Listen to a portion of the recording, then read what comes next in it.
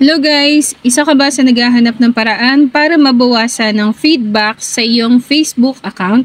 So tara, tuturuan kita kung paano mag-setup ng feedback sa iyong Facebook account. So click po natin yung Facebook account icon.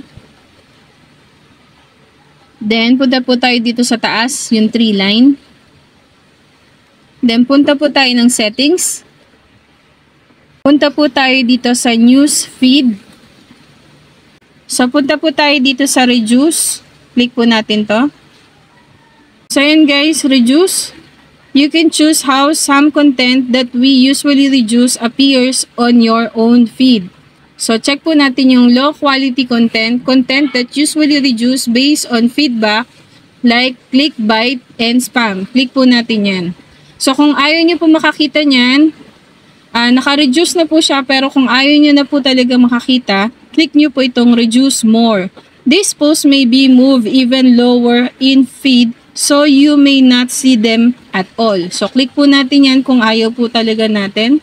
So, ito po yung lalabas. You may see fewer posts in your feed that have things like low quality video that may look or have image instead of video. Potential spam like accounts that may be fake, clickbait, which may exaggerated details or withhold information.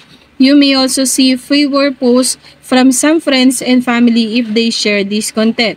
So, click po natin yung okay kung gusto nyo po yan. Then, back po tayo dito. Unoriginal content and problematic sharing. So, content that usually reduced to promote the creation and higher quality and accurate posts. So, click po natin yan. Same thing din po, kung ayaw nyo po makakita nyan, click nyo po yung reduce more. Then, back po ulit.